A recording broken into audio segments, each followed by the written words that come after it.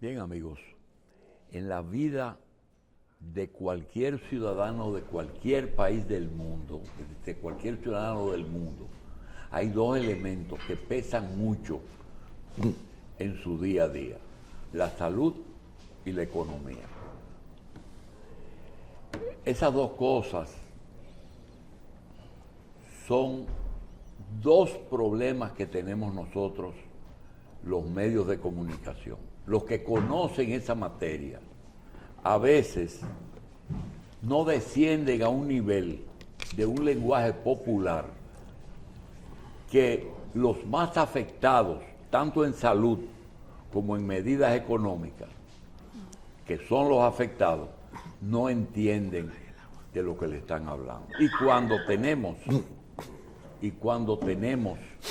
invitados que conocen la materia, generalmente lo hacen en un lenguaje que, si bajan mucho, parecería como que no conocen bien la materia o que están dando una cátedra, sobre todo en la parte de la economía.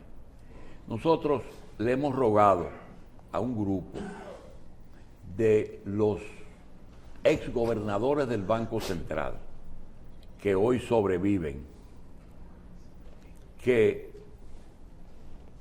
acepten una invitación para tratar algunos temas y algunos términos que quisiéramos que la mayoría de los afectados lo entiendan. El invitado de hoy, que agradecemos muchísimo que lo haya aceptado, desempeñó la gobernación del Banco Central. Quizás, no en uno de los momentos, no, en el momento más difícil de la economía dominicana. Muchos piensan que fue el día que mataron a Trujillo. No, lo de Trujillo venía desde el 55 hasta el 62, ocurriendo más o menos en 5 años esa crisis. Sin embargo, José Lois le tocó sustituir al licenciado Prat, Fran Guerrero. Sí, Fran Guerrero Prat. ¿Ah? Fran Guerrero Prat. Guerrero Prat, en un momento sumamente difícil en que hubo devaluación y crisis bancaria. Nosotros quisiéramos no hablar de eso, pero hablar de algunos temas que se van a usar y se están usando en la economía y en política como crítica. Por ejemplo, a nosotros nos hablan de la deuda. La deuda se lleva este gobierno y la reelección. Y uno dice, tranquilo, uno que ve los escritos de Malcún, dice, pero Malcún está claro de que un presupuesto se hace con impuestos, préstamos, ahorros, y usted no sabe de dónde va a aumentar impuestos que le tocan a la mayoría. Yo quiero comenzar por ahí, darle las gracias a Lois por estar aquí y pedirle que comencemos con la estructura de un presupuesto que, por cierto, el Banco Central no es que estructura el presupuesto. Está encargado de una parte, que es el pago de la deuda externa o la recomendación o la gestión de préstamos. Lois, háblanos de la importancia del préstamo y si realmente nosotros estamos saturados ya como sujeto de crédito. Sí, bueno, gracias. Muy buenos días a todos. Primero, el Banco Central no interviene en el tema del endeudamiento. quien maneja la política de endeudamiento es el Ministerio de Hacienda, ¿no? De Hacienda. Actualmente, a raíz de la pandemia, básicamente, hubo un disparo brutal de la deuda pública, que se reflejó en el año 2021. Como yo nunca uso el término absoluto de que se deben 40.000 millones o 50.000 millones, porque eso no tiene mayor trascendencia, que te digan que tú debes 50. Se me quedó algo que tú mencionaste. Dice, es Hacienda el que tiene que ver. En Argentina yo recuerdo que había un ministro de Economía que manejaba las dos cosas, Caballo. Banco Sí. Central y de Hacienda. Caballo. Y creo que la Reserva Federal en Estados Unidos tiene que ver con las dos cosas. Aquí no, ¿verdad? No. En Argentina, inclusive, el Ministerio de Economía maneja a la Secretaría de Agricultura también. Oh. No hay un Ministerio de Agricultura, sino que es una secretaría que depende de Hacienda.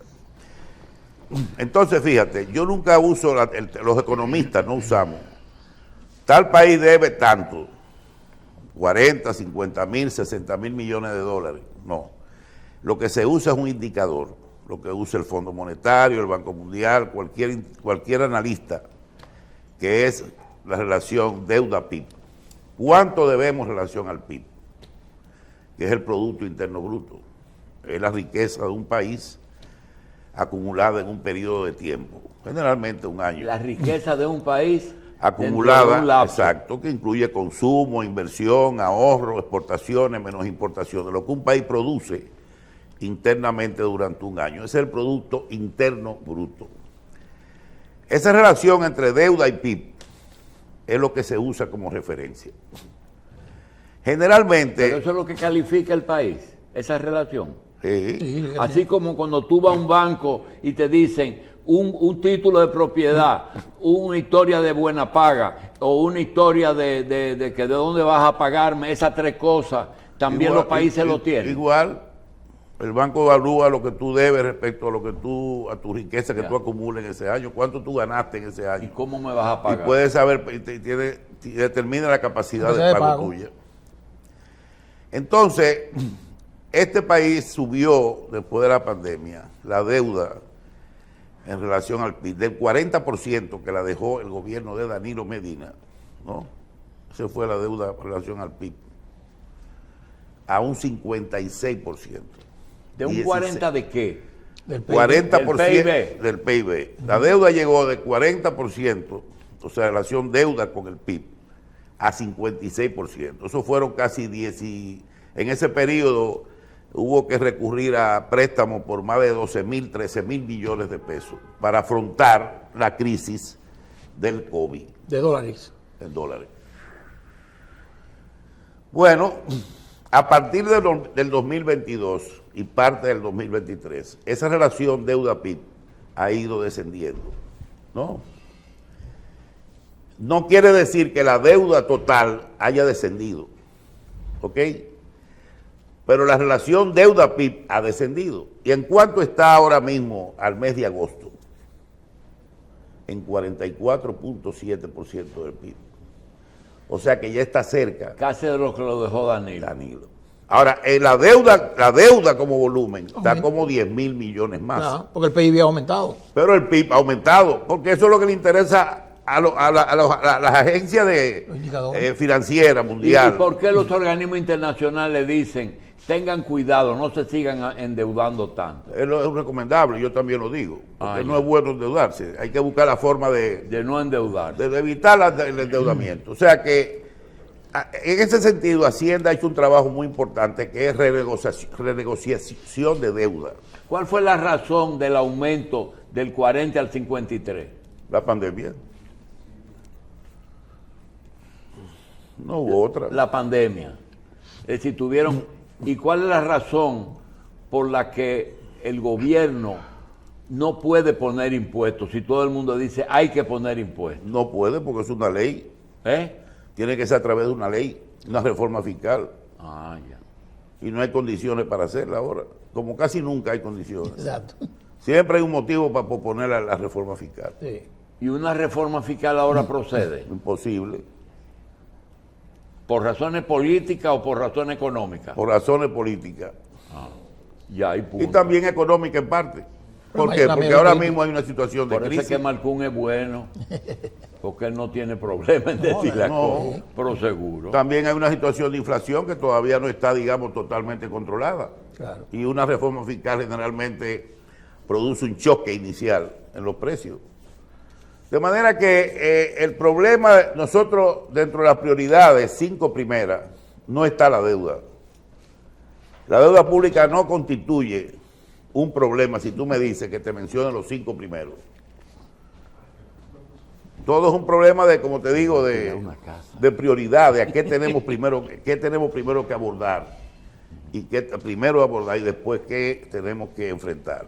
Así que ese es mi punto de vista. Bien, el tema de los términos.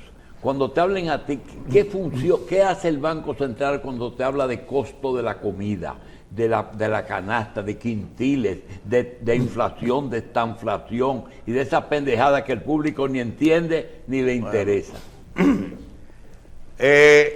Primero, esta inflación es un proceso donde se produce un aumento de precios con un aumento del empleo. Del desempleo, que suben las dos.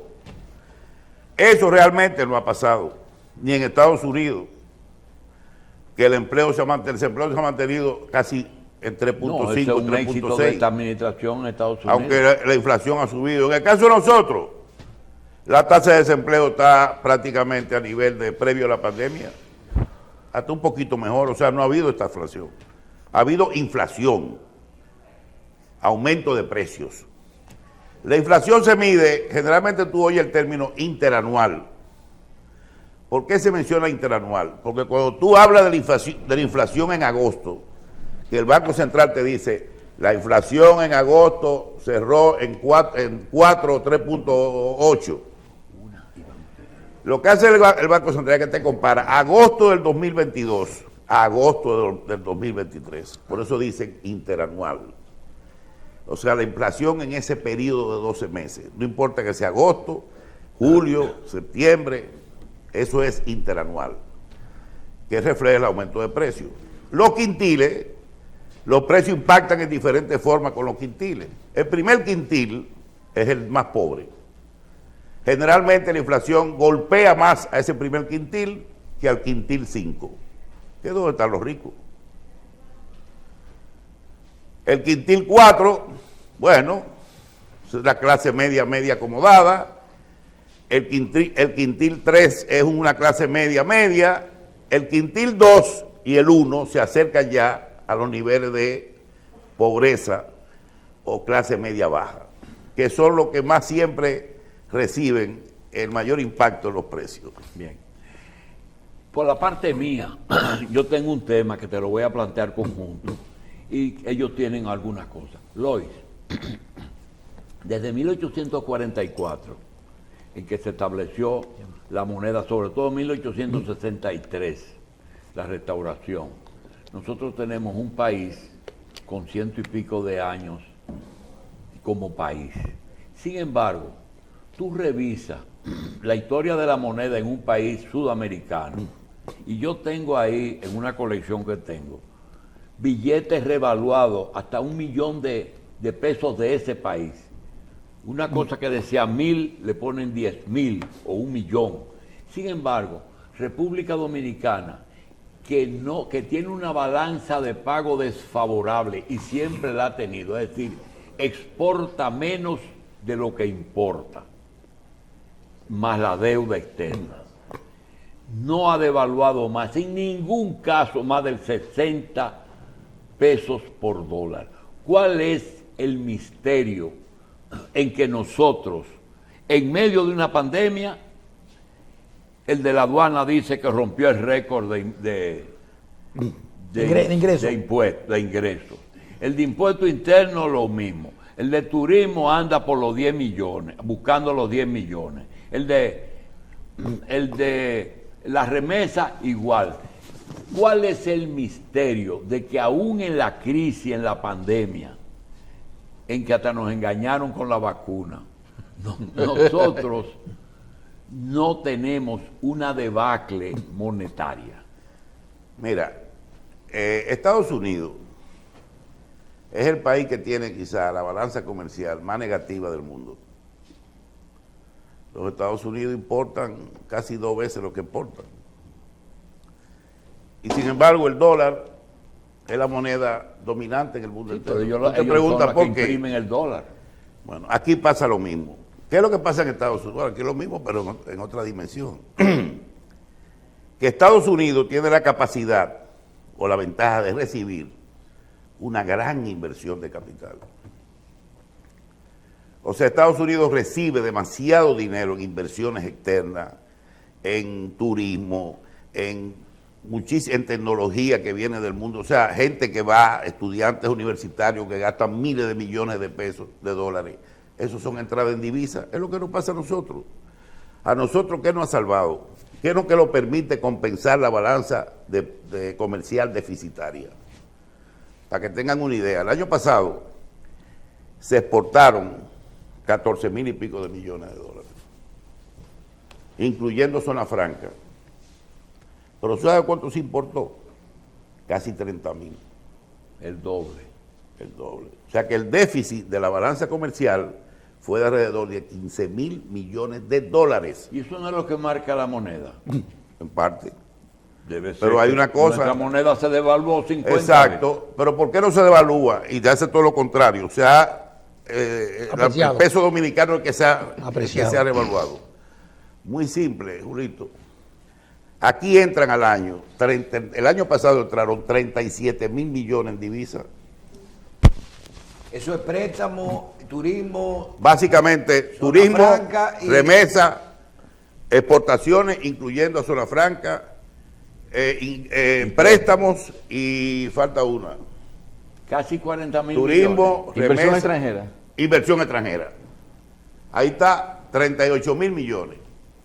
O sea, nosotros no tenemos problema con el déficit comercial por eso.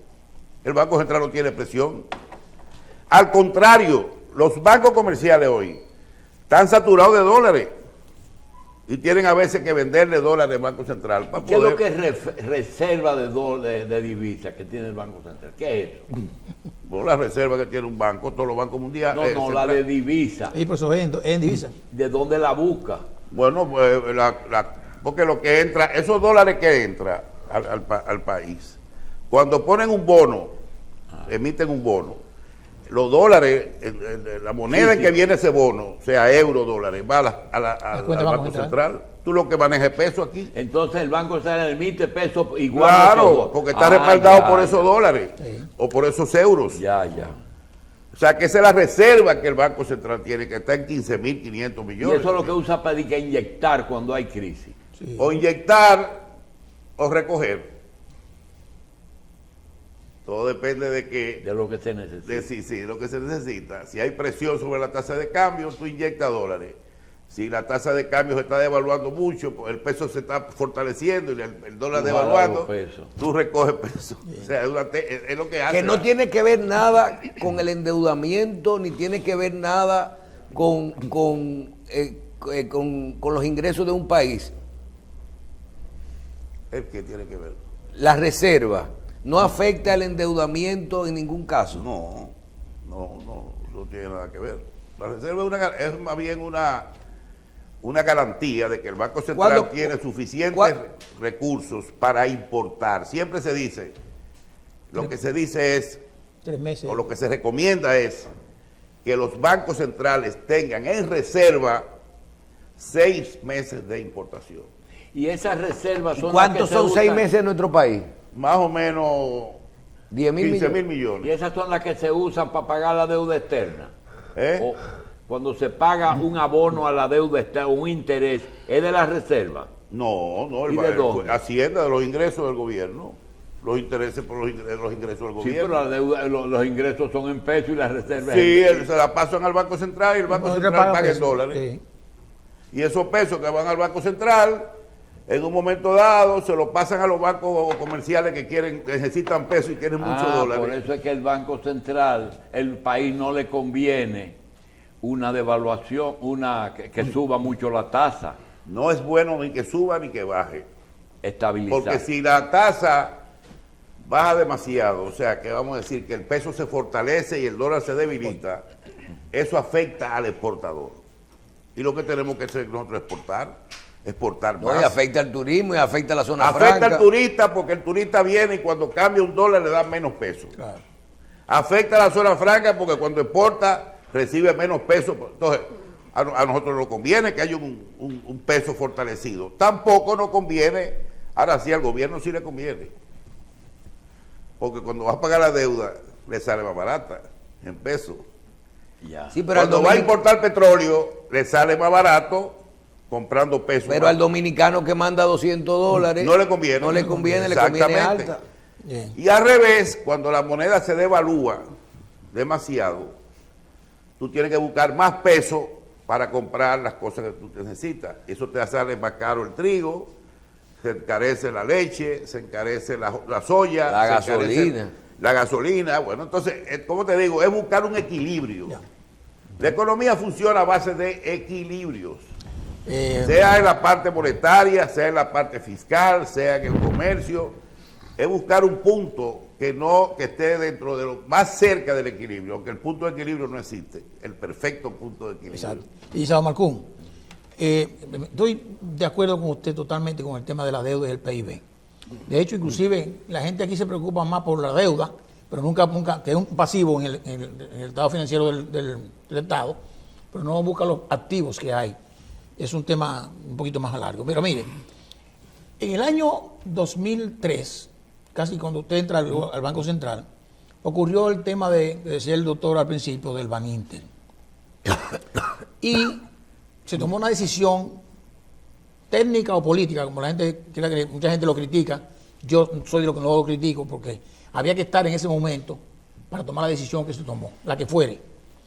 Y el gobierno decidió pagarle los ahorros a todos los ahorristas del Banco Intercontinental.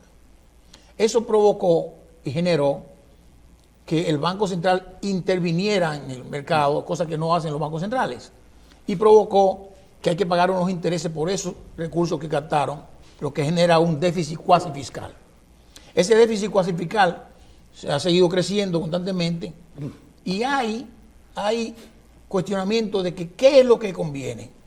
Yo le pregunto, y lo que yo creo, ese déficit cuasi fiscal que tiene el Banco Central en sus registros contables, que no es operación del Banco Central, ¿por qué no se decide transferirlo a Hacienda como un pasivo del Estado Sí, dominicano? hay una ley que está trabajando en eso. Ah, bueno, hay una ley. Es una ley nueva de recapitalización que se supone que la deuda pasaría ya a Hacienda. No, pero Y la ley de capitalización está hecha hace ya tiempo, pero no se sí, paga. pero también contempla ya, Ok, se contempla que esa deuda pase a Hacienda y sea Hacienda la única que emita Correcto. bonos, que el Banco Central ya no vuelva a emitir más bonos. perfecto. Hacienda sería la que pagaría esos intereses y a su vez emite cuando tenga que emitir, bla, bla, bla. Y los, Pero bonos, todavía en proceso. y los bonos de Banco Central pasarían a Hacienda. Tendría que ser Hacienda la única que Porque, puede endeudarse. sí, porque no son funciones realmente. Ese debe ser, creo yo, el destino final de ese proceso. Y es, hacer- es posible, Malcolm. Sí, totalmente. Es una deuda del gobierno. Exacto. La deuda que asume el Banco Central es una deuda del gobierno. El gobierno que rescata, hace rescate. Ese no fue el Banco Central. Y después esa situación también se ha usado la emisión, el endeudamiento del Banco Central, a veces para inyectar recursos o para recoger recursos. Si tú quieres reducir el circulante, vende certificado y aumenta la deuda. Ok. Y al contrario, y otra cosa que voy a decir, yo aquí he venido varias veces y hemos tocado el tema de la crisis bancaria. La crisis bancaria no fue una crisis de un año para otro, fue una crisis que se venía incubando 10 años atrás. Se acumuló. 10 años atrás o más. Tenemos claro eso, está documentado. Documentado. No es que yo estoy diciendo aquí, primero. Segundo, lo que pasó, si a mí me volviera a tocar ese momento, yo hubiera hecho exactamente lo mismo. Y no lo hice yo. porque también se ha personalizado la Lo que se decisión del hizo Banco en el Central. 2003, ¿usted lo repetiría? Totalmente, o por lo menos yo aprobaría eso, aunque no estaba en ¿Cuánto mi mano, costó? ¿Cuánto no estuvo costó? en mi mano aprobarlo, fue la Junta ¿Cuánto Monetaria. costó esa acumulación? ¿Eh? ¿Cuánto le costó al país? Originalmente, Sí. 87.000 millones, Y no fue 55. Evaninter. Ah, de un solo banco. Y ahora, ¿qué pasa? Si tú ves los resultados que se han dado en el 2008-2009 con la crisis financiera internacional, ¿qué pasó? ¿Hicieron qué? Vinieron aquí a aplicar, para que le explicáramos qué hicimos. Hicieron lo mismo. Salvaron cientos de bancos. Lo hicieron ahora, hace un año. ¿Cómo se Ahora reflejó? acaban de quebrar 3 banquitos regionales. ¿Cómo se reflejó esos 87 en lo próximo, hasta hoy? ¿Cómo se reflejó eso? En un déficit Bueno, eso cuantificado. causó, ¿tú te acuerdas? Causó Sí, una pero devaluación del peso, un aumento de los precios, obviamente, que se dispararon un 50 y pico %, la inflación en ese año. Cuando la prima subió fue por eso. Claro. Sí, claro. Porque se metió en el 50 y efecto, pico. el efecto que tuvo esa decisión. Pero tú estás tomando una decisión en base a que tú el sistema El riesgo financiero sistémico. lo liquidara completo o lo hacer salvara. Mira hoy los resultados, porque la vida... ¿Qué pudiera pasar en Estados Unidos si dejan que todos los bancos quiebren y los depositantes hubieran perdido su dinero? Todo el mundo se hubiera llevado su cuarto de Estados Unidos. No, Estados Unidos hubiera vuelto para atrás 100 años. No había una posibilidad, el licenciado, de que el Reservas asumiera eso como un pasivo y honrara paulatinamente a la Es lo gente. mismo. Reserva un banco del Estado.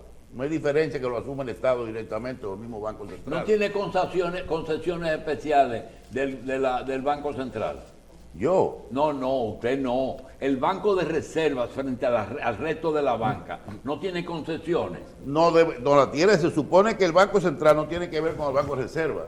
Quien tiene La que ver es la superintendencia de banco. Tiene, por ejemplo, Se el supone encaje, el encaje de reserva es diferente. Tiene que ser el mismo. Igual, La igual, regla igual. que se aplica a Reserva debe ser exactamente igual a la de la banca privada. Así es.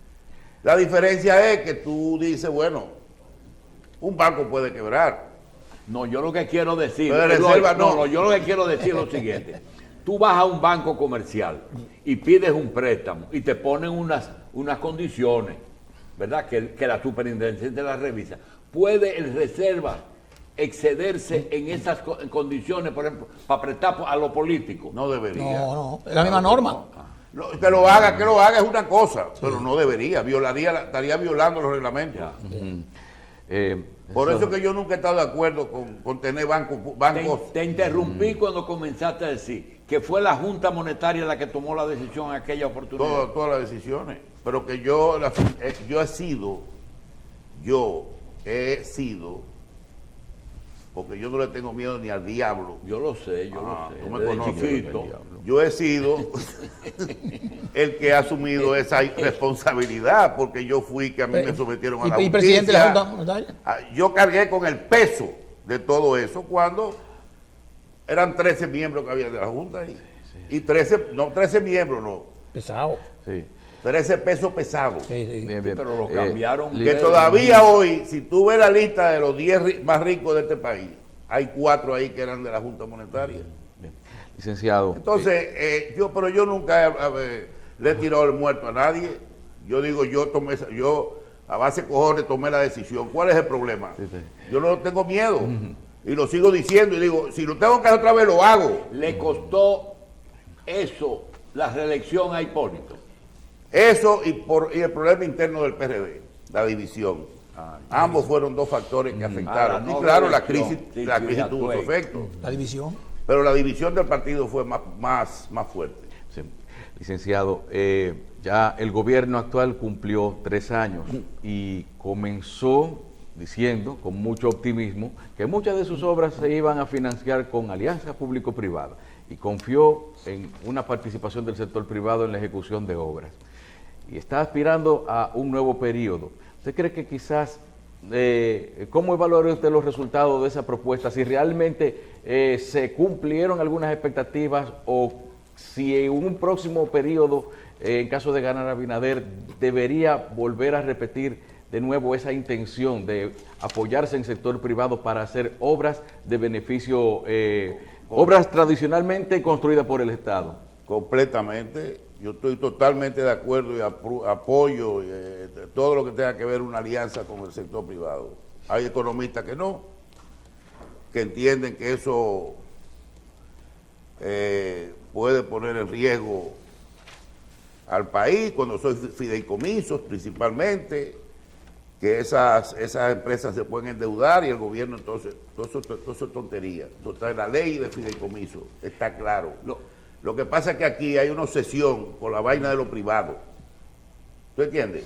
De que te hablan de privado. El gobierno no puede desarrollar obras como la de Pedernales solo, ningún país del mundo lo puede hacer, ni Montecristi. Nadie lo puede hacer. Tú tienes que buscar alianzas con inversionistas privados y eso es lo que le da al país seguridad, confianza. Sí. Hay algo Pero que yo aquí- quiero que no se termine el programa sin esto. Yo tuve el privilegio de conocer a Lois en la 19 de marzo cuando era un muchacho. Y yo conocí a alguien que él no conoció, que fue a su abuelo, de una ferretería en la avenida Duarte. Y hay algo que se dice que no es verdad y que yo quiero, no yo solo desmentirlo, porque sé que no es verdad, sino que lo desmiente usted, que el Poder Ejecutivo era que tomaba las decisiones en la administración de Malcú, en la gobernación de Malcú. ¿Hasta dónde eso es cierto y hasta dónde es falso? Yo tengo constancia de que no es así, ¿eh? Pero trae Hipólito aquí, pregúntale a ver si es verdad. No, porque Hipólito dice cualquier cosa, yo creo que lo diga usted. No. Hipólito me conoció a mí muy bien. Hipólito a veces, por ejemplo, ¿qué relación tenía Hipólito con el dueño, el papá de Pellerano? Máximo Pellerano. Era una cosa muy buena relación. ¿Y con él mismo? Y con él mismo. Él Y él fue me llamaba 10 y me veces. decía, coño, ¿qué es lo que está pasando con el Bancrédito? Y yo, se jodió, presidente. ¿Cómo? Coño, no me digas, ese hombre está enfermo, el papá está enfermo allá en Nueva York.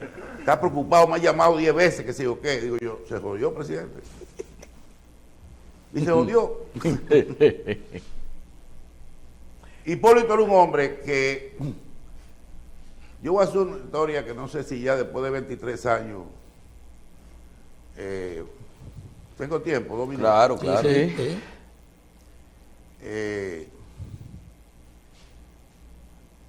Cuando... No voy a hacer esa historia, porque es un poco delicado. Mejor me callo. Pedacito. Bueno, señor, ese no fue el nombre, que era un amigo muy cercano a Balaguer,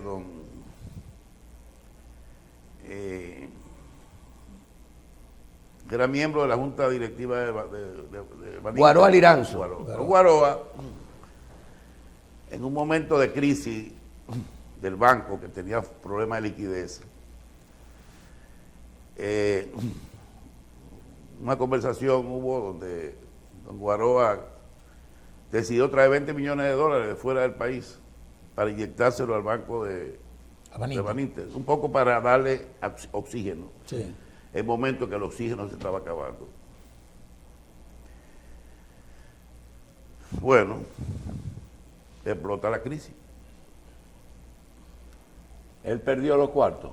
Va don Guaroa allá, ya tú sabes, una situación que casi...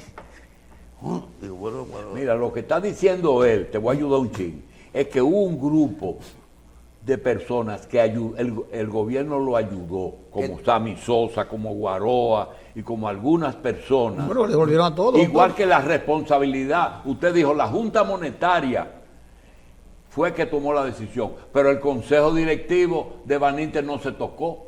No, yo lo eximí. ¿No? Yo lo eximí. Ajá. Sí. Pero ellos eran responsables, ellos sabían lo que estaba pasando. Pero yo hice una carta, ahí están los archivos, y la firmé. Usted está asumiendo mucha vaina. Yo la firmé responsablemente, porque sabía... De todos los bancos usted lo hizo. No, a Baninter. ¿Por qué no se hizo una auditoría de ese Porque banco? los otros bancos eran diferentes. ¿Por qué no se auditó el patrimonio de ese banco? Se auditaba. ¿Eh? Eso se auditaba. Pero No, recuérdate no. que había Dice dos que habían dos bancos. contabilidades. Sí, bueno, pero eso no... pero yo no puedo hablarte de eso, No, Julito. cuando usted dijo al principio, esa crisis venía de hace 10 años. Claro que sí. Pero yo no entonces, puedo decirte qué pasó 10 años atrás de por qué no la detectaron. ¿Qué fue usted Yo no puedo antes responderte de eso. gobernador del Banco Central? ¿Cómo? ¿Qué era usted? ¿Ministro de Hacienda? Sí. ¿Qué tuvo usted que ver con la seguridad social de este país? Bueno, no, yo Seguridad Social, cuando el primer año me nombró Hipólito como director de la SER, de la Comisión Económica para la Comisión de Reforma del Sector Salud.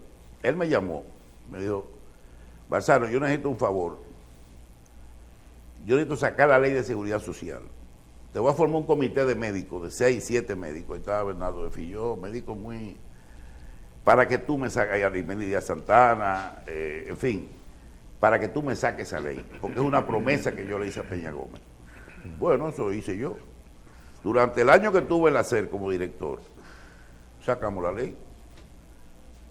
En el 2020, ya en el 2020 yo entré y en el 2021 yo estaba Pero aprobado en usted el Congreso. participó en el inicio de la reforma de la seguridad social. Pero desde el principio, está porque bien. la ley, Es que Julito, mucha gente no lo sabe. no, Fue pero en está bien, 2001, 2001. Eso yo no le doy importancia tampoco. La ley se saca del Congreso, que tenía 10 años estancada. Ok, yo termino con esto. Loy, la única persona que una vez dijo la cantidad de empleados que había aquí, 125,000. ¿Usted recuerda? No, Dice- que había 125,000 que estaban sobrando.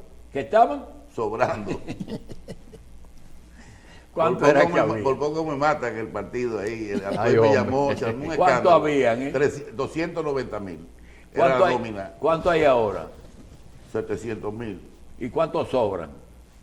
Cerca de 300. Y no pasaría absolutamente nada. Tú divides en dos la administración pública, saca 300,000 empleados y no pasa absolutamente nada. Además, funciona mejor. Ok. Sí, más eficacia. Yo dije, no íbamos a hacer estos programas para juzgar la gestión de este Banco Central. Pregunta, ¿qué poder tiene el Poder Ejecutivo sobre la gobernación del Banco Central? ¿Tienen más contacto que la que uno conoce? No, porque el Banco Central es un organismo que supone que debe operar con mucha independencia del poder político. Y quien rige digamos, la política y todo del Banco Central es la Junta Monetaria.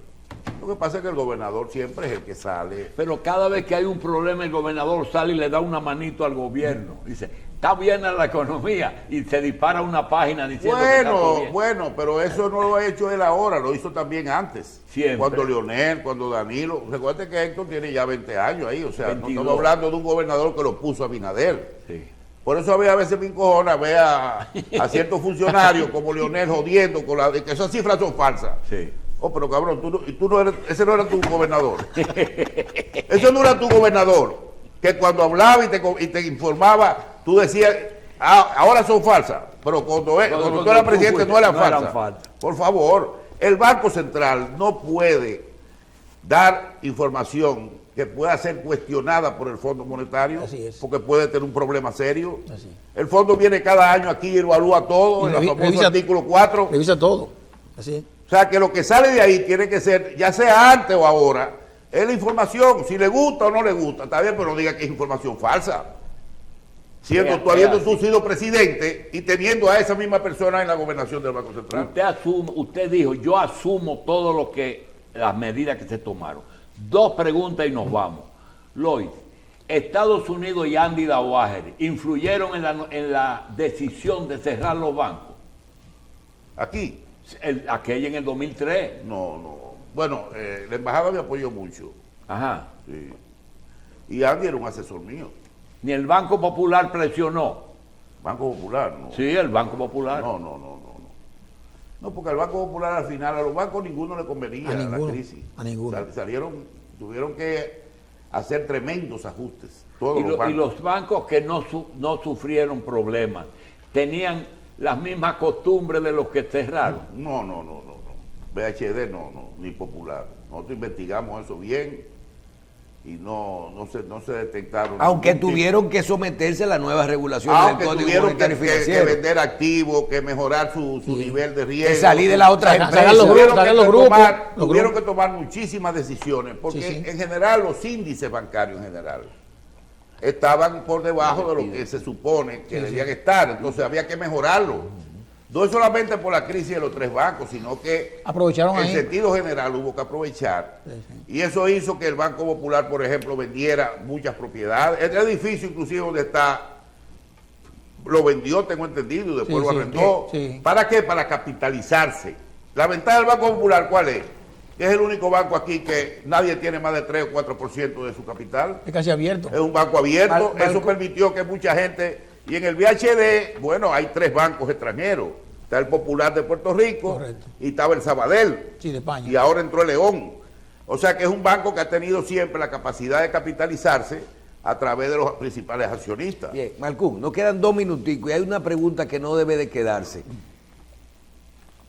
Tenemos más o menos un año de gobierno que le queda al presidente Abinader y unos meses, poquito menos para las elecciones. ¿Cómo proyecta usted la economía en este año final? Vemos que los sectores, sobre todo de oposición, casi apuestan a la crisis económica y a lo que pueda pasar y a cuestionar el manejo de la economía en este momento. ¿Cómo usted puede pronosticar la economía de acuerdo a los indicadores que tenemos actuales? Y, Este año va a ser una y se va a lograr la expectativa de crecimiento que hay. Sí, no creo, no. Va a haber una contracción este año. Probablemente terminemos entre un 3.5 4% de crecimiento. 4 es bien. La aspiración era 4.5. ¿Cómo? La aspiración era 4.5. Bueno, 4.5 en el año pasado y después se bajó a 4. Porque estamos creciendo a 1.2 hasta junio.